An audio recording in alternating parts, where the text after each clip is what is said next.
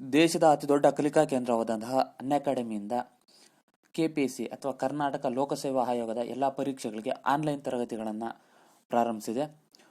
ಉತ್ತಮ ಶಿಕ್ಷಣ ತಜ್ಞರಿಂದ ಪಾಠಗಳನ್ನು ಮಾಡಲಾಗುತ್ತೆ. ಸೊ ಯಾವುದೇ ಮೂಲೆಯಲ್ಲಿ ಕೂತು ನೀವು ಮೊಬೈಲ್ ಅಥವಾ ಲ್ಯಾಪ್ಟಾಪ್ನಿಂದ ತರಗತಿಗಳನ್ನು ಯಾವುದೇ ಸಮಯದಲ್ಲಿ ವೀಕ್ಷಣೆ ಮಾಡ್ಬೋದು. ಅದೇ ರೀತಿ ಲೈವ್ ಕ್ಲಾಸಸ್ಸಲ್ಲಿ ನೀವು ಡೌಟ್ಸನ್ನು ಕ್ಲಿಯರ್ ಮಾಡ್ಕೋಬೋದು. ಕಡಿಮೆ ಒಂದು ಫೀಸ್ ಇರುತ್ತೆ.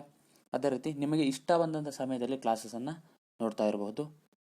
ಇದು ಭಾರತದ ಅತಿ ದೊಡ್ಡ ಕಲಿಕಾ ಕೇಂದ್ರ. ಸೊ ಇಲ್ಲಿ KS ಪರೀಕ್ಷೆ, ಅದೇ ರೀತಿ KPSC ಪರೀಕ್ಷೆ, ಪೊಲೀಸ್ ಪರೀಕ್ಷೆ, PDO ಎಲ್ಲ ಎಕ್ಸಾಮ್ಗಳಿಗೂ ಸಹ ತರಗತಿಗಳನ್ನು ಮಾಡಲಾಗುತ್ತೆ. ಉತ್ತಮ ಶಿಕ್ಷಣ ತಜ್ಞರು, ಅದೇ ರೀತಿ KS ಪಾಸ್ ಮಾಡಿದಂಥವರು, ಅದೇ ರೀತಿ KS IASಗೆ ಇಂಟರ್ವ್ಯೂ ಕೊಟ್ಟಂತಹ ಶಿಕ್ಷಕರು ಸಹ ಇಲ್ಲಿ ತರಗತಿಗಳನ್ನು ನಡೆಸಿಕೊಡ್ತಾರೆ. ಅದೇ ರೀತಿ ಇಲ್ಲಿ ನೀವು ಗಮನಿಸೋದಾದರೆ ಮನೆಯಿಂದಲೇ ನೀವು ತರಗತಿಗಳನ್ನು ಕೇಳ್ಬೋದು. ದಿನಕ್ಕೆ ಕೇವಲ 18 ರೂಪಾಯಿ ಮಾತ್ರ ನಿಮಗೆ ವೆಚ್ಚ ತಗಲುವಂಥದ್ದು. ಸೊ ಲೈವ್ ಕ್ಲಾಸ್ ಡೌಟ್ಸನ್ನು ಕ್ಲಿಯರ್ ಮಾಡ್ಕೋಬೋದು.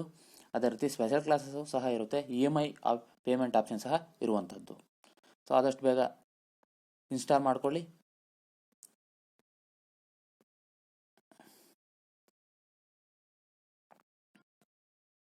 ಕರ್ನಾಟಕದಲ್ಲಿ ಕಂಡುಬರುವಂತಹ ವನ್ಯಜೀವಿ ಅಭಯಾರಣ್ಯ ಬಗ್ಗೆ ತಿಳಿದುಕೊಳ್ಳೋಣ. ವೈಲ್ಡ್ ಲೈಫ್ ಸ್ಯಾಂಚುರೀಸ್ ಅಂತ ಹೇಳ್ತಾರೆ. ಏನಿದು ನ್ಯಾಷನಲ್ ಪಾರ್ಕ್ ಮತ್ತು ವೈಲ್ಡ್ ಲೈಫ್ ಸ್ಯಾಂಚುರಿಗೆ ಸಂಬಂಧಪಟ್ಟಿರುವಂಥದ್ದು. ನ್ಯಾಷನಲ್ ಪಾರ್ಕ್ ಅಥವಾ ರಾಷ್ಟ್ರೀಯ ಉದ್ಯಾನವನ ಅಂತ ಹೇಳಿದೆ. ಸೊ ಎಲ್ಲ ಪ್ರಾಣಿಗಳನ್ನು ಕಾಪಾಡೋದಕ್ಕೆ ಇಟ್ಟಿರುವಂಥದ್ದು. ಈ ವನ್ಯಜೀವಿ ಅಭಯಾರಣ್ಯಗಳಲ್ಲಿ ಕೆಲವೊಂದು ಪ್ರಾಣಿಗಳನ್ನು ವಿಶೇಷವಾಗಿ ತನ್ನ ಆವಾಸ ಜಾಗದಲ್ಲೇ ಸಂರಕ್ಷಣೆ ಮಾಡಲು ಇರುವಂತಹ ಒಂದು ಅಭಯಾರಣ್ಯ ಅಂತ ಹೇಳ್ಬೋದು. ಸೊ ಮೊದಲಿಗೆ ನಾವು ಆದಿಚುಂಚನಗಿರಿ ವನ್ಯಜೀವಿ ಅಭಯಾರಣ್ಯವನ್ನು ನೋಡೋಣ. ಸೊ ಇಂಪಾರ್ಟೆಂಟು ಎಕ್ಸಾಮಲ್ಲಿ ಏನು ಕೇಳ್ತಾರೆ, ಎಲ್ಲಿ ಯಾವ್ದು ಬರುತ್ತೆ, ಯಾವ ಜೀವಿಗೆ ಪ್ರಸಿದ್ಧ ಅಂತ ಕೇಳ್ತಾರೆ. ಆದ ಕಾರಣ ಮೊದಲು ಆದಿಚುಂಚನಗಿರಿ ಅಭಯಾರಣ್ಯ. ಸೊ ಇದು ಮಂಡ್ಯ ಜಿಲ್ಲೆಯಲ್ಲಿ ಬರುವಂಥದ್ದು. ಆದಿಚುಂಚನಗಿರಿ ಮಂಡ್ಯ ಜಿಲ್ಲೆಯಲ್ಲಿ ಬರುವಂಥದ್ದು. ಏನಕ್ಕೆ ಪ್ರಸಿದ್ಧ ಅಂತ ಹೇಳಿದ್ರೆ ಇಲ್ಲಿ ನವಿಲುಗಳಿಗೆ ಪ್ರಸಿದ್ಧ ಆದ ಕಾರಣ ಇದು ನವಿಲುಧಾಮ.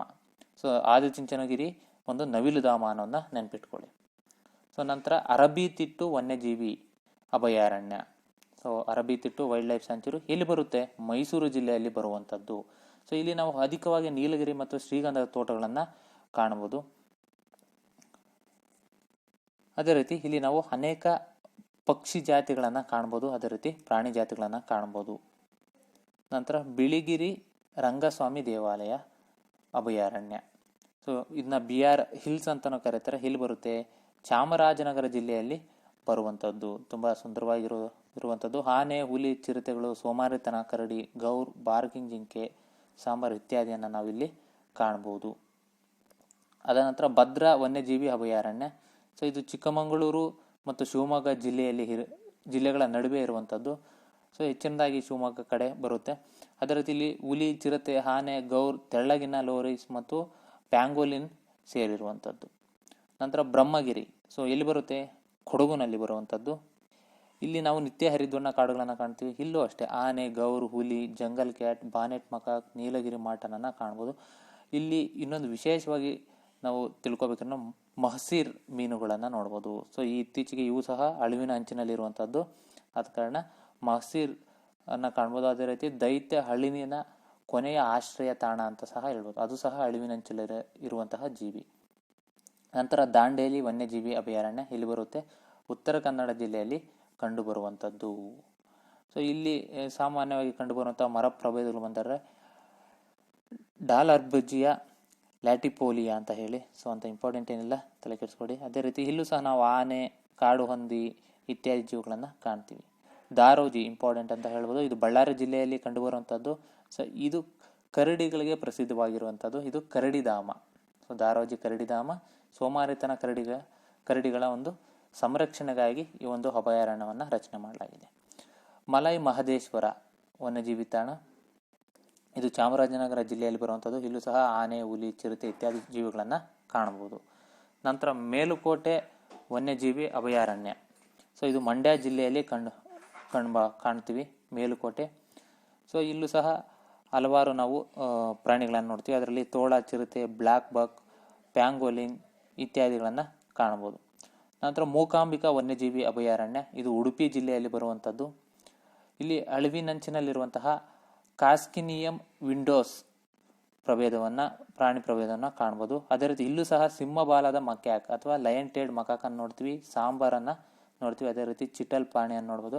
ಅದೇ ರೀತಿ ವಿಶೇಷವಾಗಿ ಅಳಿವಿನಂಚಿನಲ್ಲಿರುವಂತಹ ಕಬ್ಬಿನ ಆಮೆಯನ್ನು ಸಹ ಇಲ್ಲಿ ನಾವು ಕಾಣ್ತೀವಿ. ನುಗು ವನ್ಯಜೀವಿ ಅಭಯಾರಣ್ಯ, ಇದು ಮೈಸೂರು ಜಿಲ್ಲೆಯಲ್ಲಿ ಕಾಣಬರುವಂಥದ್ದು. ಸೊ ಇದು ಸಹ ಅನೇಕ ಜೀವಿಗಳಿಗೆ ಆಶ್ರಯ ತಾಣ. ನಂತರ ಪುಷ್ಪಗಿರಿ, ಇದು ಕೊಡಗುನಲ್ಲಿ ಕಂಡುಬರುವಂಥದ್ದು. ಇಲ್ಲೂ ಸಹ ಅನೇಕ ನಾವು ಪ್ರಾಣಿ ಪಕ್ಷಿ ಪ್ರಭೇದಗಳನ್ನು ನೋಡ್ತೀವಿ. ಇಲ್ಲಿ ನಾವು ಕಾಣುವಂಥದ್ದು ಮಲಬಾರ್ ಡ್ರ್ಯಾಗನ್, ಅದೇ ರೀತಿ ಗ್ರೇಟ್ ಫೈಡ್ ಹಾರ್ನ್ಬಿಲ್, ನೀಲಗಿರಿ ಬ್ಲ್ಯಾಕ್ ಬಕ್ ಒಂದು ಪಕ್ಷಿಗಳನ್ನು ಕಾಣ್ಬೋದು. ರಾಣೆಬೆನ್ನೂರು ಬ್ಲ್ಯಾಕ್ ಬಕ್, ಇದು ಇಂಪಾರ್ಟೆಂಟ್ ಎಕ್ಸಾಮಲ್ಲಿ ಕೇಳಿದ್ರು. ರಾಣೆಬೆನ್ನೂರು ಕೃಷ್ಣಮೃಗ ವನ್ಯಜೀವಿ ತಾಣ ಅಂತ ಹೇಳ್ಬೋದು. ಅಂದರೆ ಕೃಷ್ಣ ಮೃಗಗಳಿಗೆ ಫೇಮಸ್ ಅಂತ ಹೇಳ್ಬೋದು. ಚಿತ್ರದಲ್ಲಿ ನೀವು ಕಾಣ್ಬೋದು. ಎಲ್ಲಿ ಬರುತ್ತೆ ರಾಣೆಬೆನ್ನೂರು? ಹಾವೇರಿ ಜಿಲ್ಲೆಯಲ್ಲಿ ಕಂಡುಬರುವಂಥದ್ದು.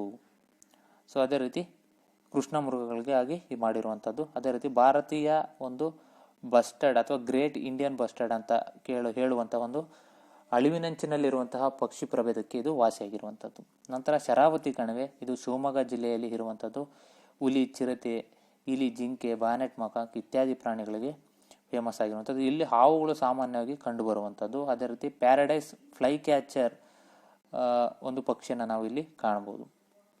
ಶೆಟ್ಟಿಹಳ್ಳಿ, ಇದು ಶಿವಮೊಗ್ಗ ಜಿಲ್ಲೆಯಲ್ಲಿ ಕಾಣ್ತೀವಿ. ಶೆಟ್ಟಿಹಳ್ಳಿಯನ್ನು ಹುಲಿ, ಚಿರತೆ, ಬಾನೆಟ್ ಮಕಾಕ್ ಇತ್ಯಾದಿ ಪ್ರಾಣಿಗಳನ್ನು ನೋಡ್ಬೋದು. ಅದೇ ರೀತಿ ದೈತ್ಯ ಹಳಿಲು ಸಹ ಇಲ್ಲಿ ಕಂಡುಬರುತ್ತೆ. ಸೋಮೇಶ್ವರ, ಇದು ಉಡುಪಿ ಜಿಲ್ಲೆಯಲ್ಲಿ ಕಂಡುಬರುವಂಥದ್ದು. ಸಿಂಹಬಾಲದ ಮಕಾಕ್ ಅಥವಾ ಲಯನ್ ಟೇಲ್ಡ್ ಮಕಾಕ್. ಸೊ ಇಷ್ಟೊತ್ತು ಹೇಳ್ತಾ ಇದೆ ನೋಡಿ, ಚಿತ್ರದಲ್ಲಿ ಕಾಣ್ಬೋದು. ಈ ಒಂದು ಕೋತಿ ಪ್ರಭೇದವನ್ನು ಇಲ್ಲಿ ನಾವು ಕಾಣ್ಬೋದು. ತಲಕಾವೇರಿ, ಇದು ಕೊಡಗು ಜಿಲ್ಲೆಯಲ್ಲಿ ಕಂಡುಬರುವಂಥದ್ದು. ಕ್ಲಾಲೆಸ್ ಒಟರ್, ಆನೆ, ಹುಲಿ, ಪಟ್ಟೆ ಕತ್ತಿನ ಮುಂಗುಸಿ ಮತ್ತು ಇಲಿ, ಜಿಂಕೆಗಳನ್ನು ಇಲ್ಲಿ ನಾವು ಕಾಣಬಹುದಾಗಿದೆ.